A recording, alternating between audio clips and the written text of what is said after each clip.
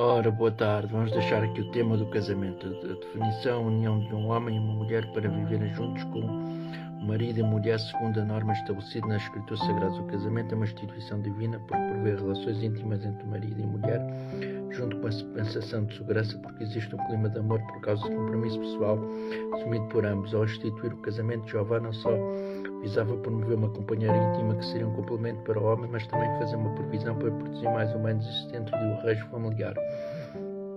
Exige sempre que possível um registro legal da relação marital aceitável à congregação cristã.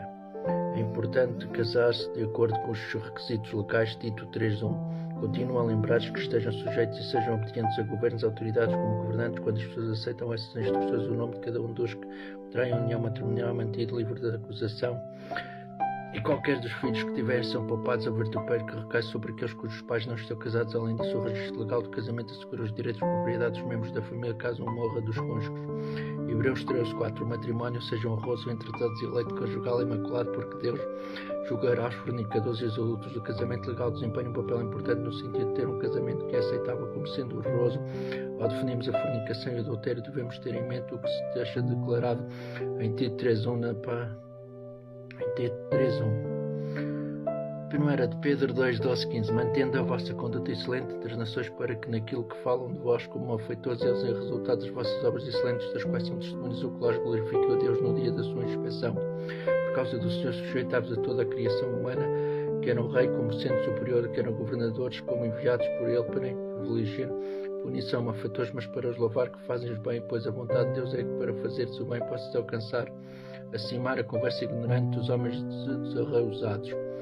Houver qualquer formalidades legais quando Adão e Eva começaram a viver juntos. Houve qualquer formalidades legais quando Adão e Eva começaram a viver juntos. Gênesis 2:22-24. Da costela que havia tirado o homem Adão, Jeová passou a construir uma mulher e a trazê-la ao homem. O homem disse então: esta por fim é o osso dos meus ossos, carne da minha carne, esta será chamada mulher, porque do homem foi esta tomada. Por isso é que o homem deixará seu pai, sua mãe, e tem de se apegar a sua esposa, e eles têm de tornar-se uma só carne. Note que foi o próprio Jeová Deus soberano universal que uniu Adão e Eva. Não se tratava de um caso de um homem e de uma mulher decidirem viver juntos sem se preocuparem com as autoridades legais. Também que o ênfase Deus colocou sobre a permanência dessa união.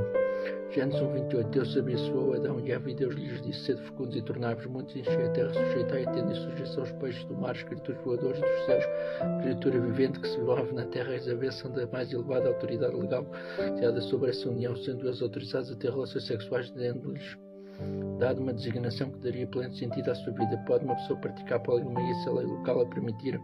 1 Timóteo 3:2-12. O superintendente, portanto, deve ser irrepressível, marido de uma só esposa. Os servos ministrais sejam maridos de uma só esposa. Não só estes homens foram incumbidos de responsabilidade, mas eram também exemplos a serem imitados por outros na congregação cristã. 1 Coríntios 7:2. Por causa da prevalência da fornicação, tenha cada homem sua própria esposa, tenha cada mulher seu próprio marido. Não se admite aqui polaridade de cônjuges para nenhum dos lados. Porque Deus permitiu que Abraão, Jacó e Moisés, porque permitiu Deus que Abraão, Jacó e Salomão tivessem mais de uma esposa. Jeová não originou da poligamia. Ele deu a Adão apenas uma esposa. Mais tarde, Lameque, descendente de Caim, tomou duas esposas para si. Gênesis 4:19. Como o tempo, outros imitaram seu exemplo, alguns tomaram escravas como concubinas. Deus tolerou essa prática sob a lei mosaica, instituiu até mesmo medidas para assegurar o tratamento devido às mulheres que tinham essa relação. Fez isso até que a congregação cristã foi estabelecida e exigiu que seus servos retornassem à norma que ele próprio havia instituído no Éden. Quanto a Abraão, ele tomou Sara por Sarai por esposa, e quando ela tinha quase 75 anos de idade, pensou que nunca fosse dar à luz um filho, e ela pediu a seu marido que tivesse relações com a sua serva para que Sara pudesse ter um filho legal por intermédio dela. Abraão fez isso, mas isso causou muito atrito dentro da família. Gênesis 16:1-4. Jeová cumpriu sua promessa a Abraão com respeito à descendência por causa mais tarde casamento que por pensar engravidasse. Gênesis 18:9-14. Não foi senão após a morte de Sara que Abraão tomou outra esposa. Gênesis 23:2-25. Jacó tornou-se polígamo por ser largado pelo sogro. Não era o que o Jacó tinha em mente quando foi à procura de uma esposa em Padarã. Esta Bíblia relata em muitos pormenores infeliz rivalidade entre suas esposas. Gênesis 29, 18, 30 24. É bem conhecido que Salomão tinha muitas esposas e concubinas, mas nem todas sabem que ele assim violava a ordem claramente expressa de Jeová, de que o rei tampouco deve colocar para si esposas para seu coração não se desvie. Deuteronômio 17:17. Deve-se também notar que, por causa da influência de sua esposa estrangeira, Salomão se voltou para a adoração dos deuses falsos e começou a fazer o que era mau aos olhos de Jeová, e Jeová ficou irado com Salomão. 1 Reis 11:1-9. Certo cônjuge simplesmente não consegue viver juntos em paz, é separação impermissiva. 1 Coríntios 7:10-16. Aos casados dou ordens, contudo, não eu, mas o Senhor, que a esposa não se afaste do seu marido, mas se ela realmente se afastar, que permaneça sem se casar, ou se não, que se reconcilie novamente com o seu marido, e o marido não deve deixar a sua esposa, mas aos outros digo eu. Sim, eu não, Senhor, mas, como mostra o versículo 40 de 1 Coríntios 7, Paulo era orientado pelo Espírito Santo: se algum irmão tiver esposa incrédula, ela seja contudo estiver disposta a morar com ele, que ele não a deixe. Se a mulher que tiver marido incrédulo, ele não estiver disposto a morar com ela, não deixe seu marido, pois o marido incrédulo está santificado em relação à sua esposa, e a esposa incrédula está santificada em relação ao irmão. Do outro modo, os vossos filhos seriam realmente impuros, mas agora são santos. Mas se o incrédulo passar a afastar-se, deixar afastar o irmão ou a irmã, não está servidão, então se cortasse, mas Deus vos chamou à paz. Pois a esposa, como sabes, não há de salvar o teu marido, ou o marido, como sabes, não há de salvar a tua esposa. Porque deve o crente suportar dificuldades urgentemente, esforçar-se em conservar o casamento, por causa do respeito pela origem divina do casamento e na esperança de que o descrente possa, com o tempo, ser ajudado a se tornar servo ou serva do verdadeiro Deus.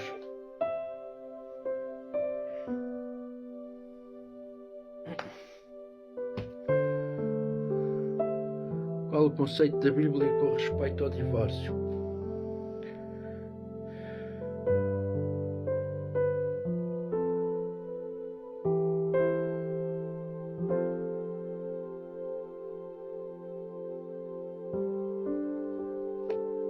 O conceito da Bíblia com respeito ao divórcio, tendo-se em vista contrair um novo casamento. Mateus, Malaquias 2, de 15-16. Vós tereis de guardar-vos quanto ao vosso espírito, e que nenhum de vós haja traiçoamento com a esposa de sua mocidade, pois ele tem odiado o divórcio, disse Jeová, o Deus de Israel. Mateus 19, 8-9. Jesus disse: Moisés, por causa da dureza dos vossos corações, vos fez a concessão de divorciar de vossas esposas, mas este não foi o caso. Desde o princípio eu vos digo que todo aquele que se divorciar de sua esposa, excepto ter razão de fornicação, relações sexuais e extramaritais, se casar com outro, comete adultério. Portanto, o cônjuge inocente tem a permissão de divorciar-se de um cônjuge que comete fornicação, mas não se requer isso dele. Romanos 7, 2, 3. A mulher casada está amarrada por lei ao seu marido enquanto ele viver, mas se seu marido morrer, ela está exonerada da lei do seu marido. Assim, pois, quando seu marido viver, ela será denominada adúltera, caso se tornasse de outro homem, mas se o seu marido morrer, ela está livre da lei dele, de modo que não é adúltera, caso se tornar de outro homem. 1 Coríntios 6, 9, 11. Não sejam desencaminhados, nem fornicadores, nem idolatras, nem adultos, nem homens mantidos por propósitos desnaturais, nem homens que se deitam com homens, herdarão o reino de Deus. E, no entanto, é o que vos fostes vós alguns, mas vós fostes lavados, mas fostes santificados, vós fostes declarados justos no nome do nosso Senhor Jesus Cristo, com o Espírito de nosso Deus.